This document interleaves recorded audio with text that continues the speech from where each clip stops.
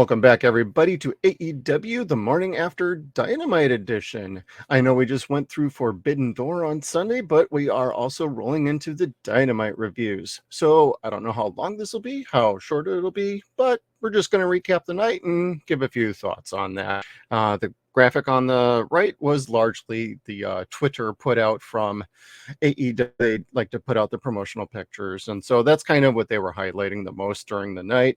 What we kick off with is Renee Young. She is basically all over the show. Or I'm sorry, Renee Paquette.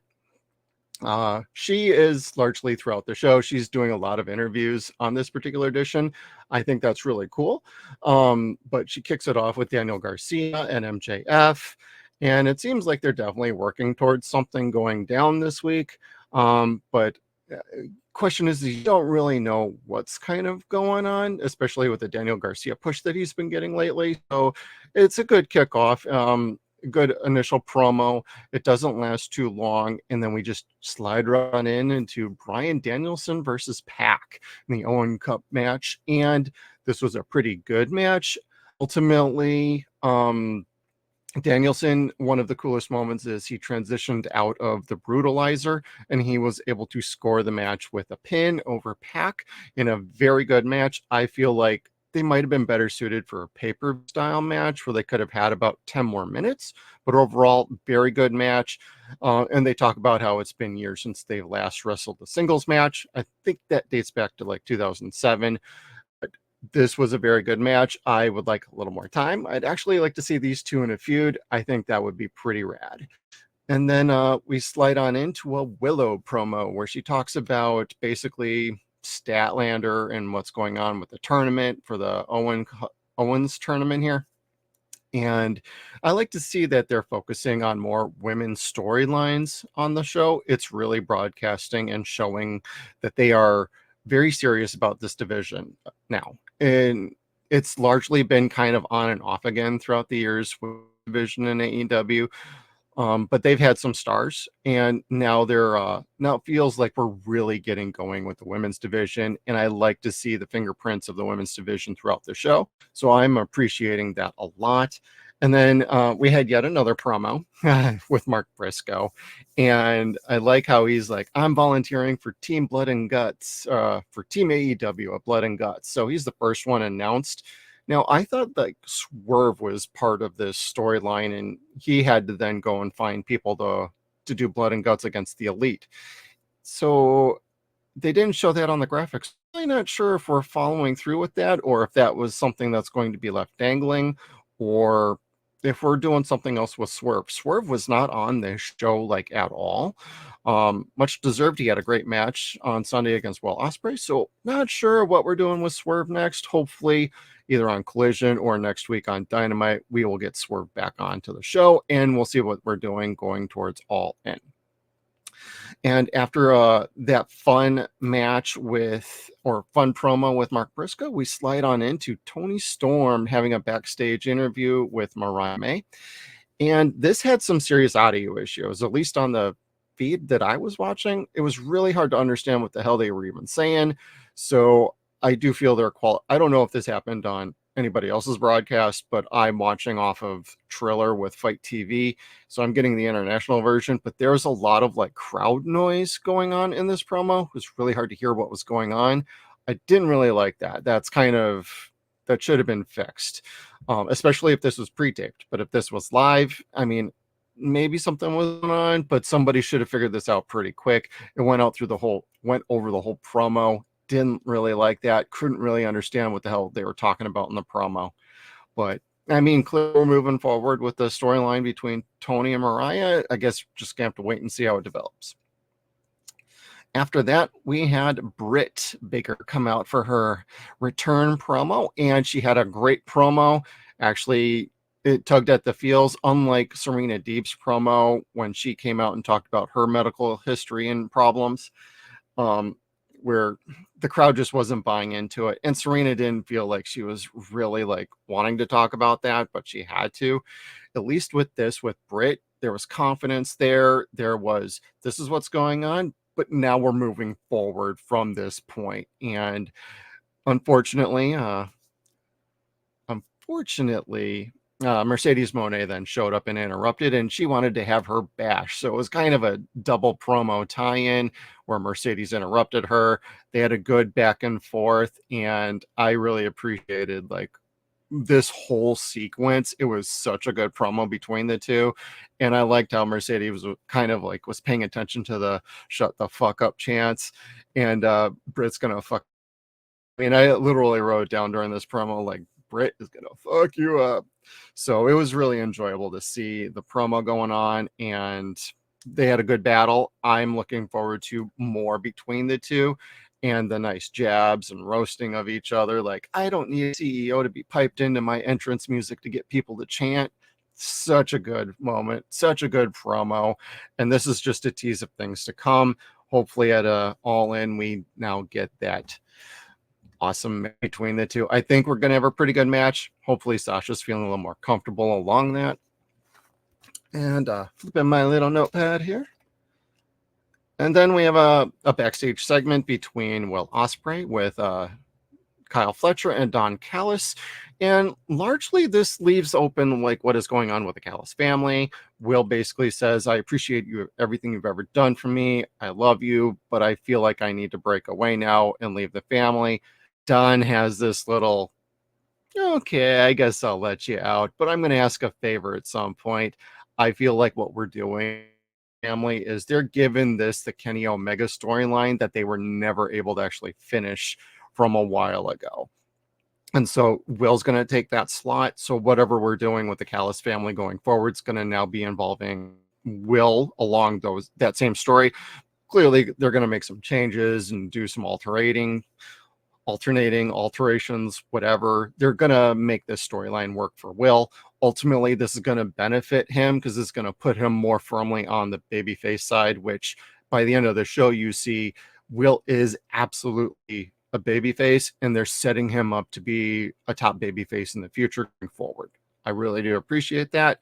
And I like the subtle details between Kyle Fletcher and Will, where Callis basically says, come on, Kyle, let's go. They share a look and a nod like, yep, you got to do your thing. I got to do my thing and go from there. Hopefully, I think this is going to be really good for Fletcher and everybody involved. So this could be very good, or it could be kind of mid. With all the parties, this is going to be pretty good in my opinion. I'm very excited for it, and I can't wait for the awesome matches that are going to come from this. And then we have a very quick little Jericho in-ring promo that follows that. And security basically surrounds the commentary desk. And I'm like, what the hell are we doing here? They actually kicked Taz off of commentary so Jericho can do commentary. And Taz is kicked out of the arena as we slide into the Samoa Joe, Hook, Shibata versus Brian Cage and the Gates of Agony match.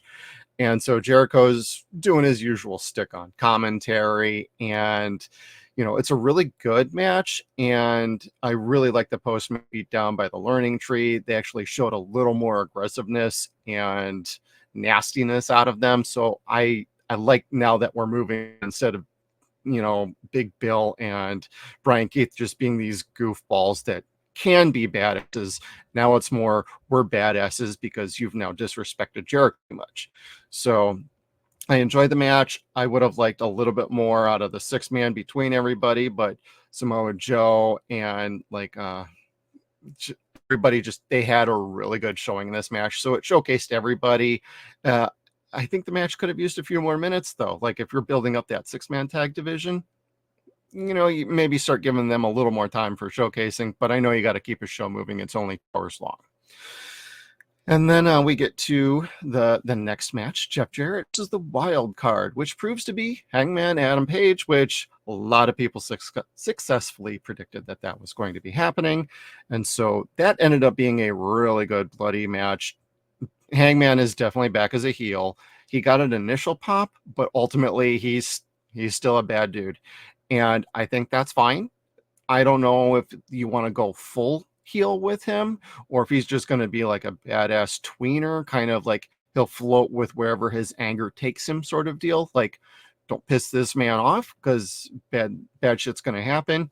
So they leave that open. And unfortunately, Jarrett takes the loss in this match. He had a great showing in this match. It was so funny seeing the crowd get behind him and him doing a babyface comeback. And it's like, oh man, I would have really enjoyed Jeff just win one match in this tournament, but what we saw here was just fine. And Jarrett put over Hangman. I see a little young, early days Jeff Jarrett heel in Hangman, but it clearly Hangman's a lot better. He's a lot more further along.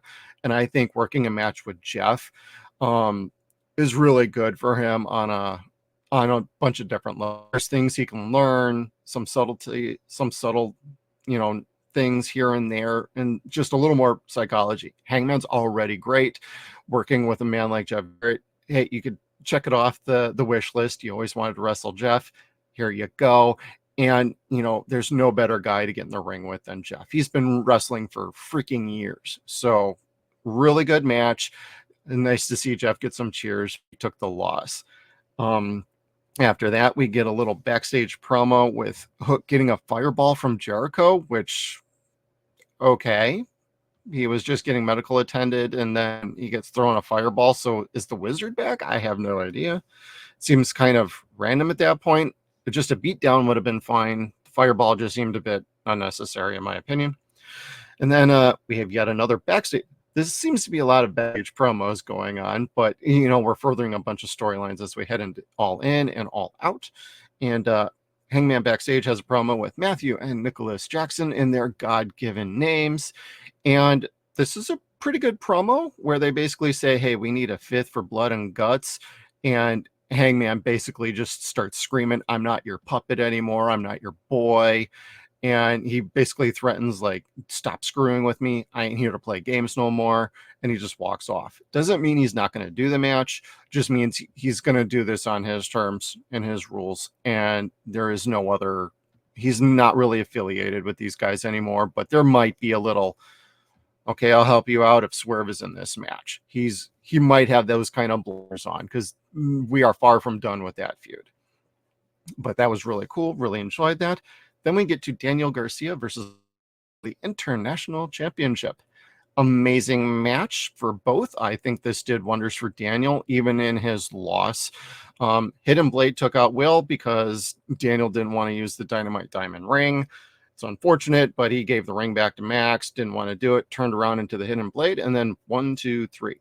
The big things to take away from this are the amazing match. Definitely go out of your way to see this thing. It's awesome. And the crowd really does get behind Daniel by the very end. Like, dude, he is being up for something more here. And I'm very excited to see where we're going with him. I might have had him win. I might have done things a little differently. I might have had MJF cost Will the match and set up whatever's going on between those two. But we seem to be taking a route with this, and that's okay too. But the post match is basically Will says, hey, you did great. You're my boy. I love you. You're going to get there. Stay with it. Daniel's all emotional. Then after Will leaves, MJF basically comes in and says, it's my fault you lost. Yada, yada, yada. Don't blame yourself. You're going to get there too. So there's this little weird competition between like Will and MJF over like the heart of Daniel Garcia, I guess. But ultimately, MJF turns on Garcia, gives him the low blow, and basically beats the living shit out of him for like a good 5 minutes. And it's like MJF just went completely wild and nuts. He's definitely back to being his old self. He's a heel, but he's way more aggressive. The big thing with MJF is I think he needs to lay off the spray tan because it made his wife beater look like a true wife beater for a tank top. So, dude, lay off the spray tan a little bit because it was bleeding through your shirt. But overall, very good. Will Ospreay ends up coming out to kind of shoo MJF away because it was getting too bad with the avalanche tombstone pile driver off of, it looked like the second turnbuckle, not the top turnbuckle. But that was a really cool look. They did a stretcher job on Daniel Garcia. And that's basically how the show ends. And this was a really good show. I really enjoyed it. Some of the matches felt like they could have used more time. I mean, that's usually the case on Dynamite shows. Some of these matches are perfectly timed. Some of them could use way more time. And don't think I talked about it, but Willow did defeat Chris Statlander in their match after their little quick promo. And that was a decent match, but we are clearly not done with that. I think Stat's going to come out and get in the way of the next match. That's going to get Willow out of this tournament because I really don't see Willow winning the Owen. And I think Statlander is going to be a lot more aggressive with going after Willow and dealing with that story. So there's definitely more to tell there. Good match. I'm totally digging Stokely as Chris Statlander's manager. And just overall, if you're going to ask me to do a rating on this show, I'd give this maybe about like a 4 out of 5. It was pretty good. Good to see some comebacks. And it feels like momentum is definitely on AEW side coming out of Forbidden Door. And we're getting some of our favorites back. Hangman's back. We got, Britt is back. I'm just waiting for my girl Jamie Hayter to show back up. So I am super excited for that. And hey, what did you guys think about Dynamite? Put some comments down below. Like this video, please do hit that like button. It is greatly appreciated. It helps with the algorithm. And also, if you like this, hit that little subscribe button. Hit the little notification button as well so you are notified when we drop our content. So thank you everybody for tuning in. We'll see you on the next AEW The Morning After.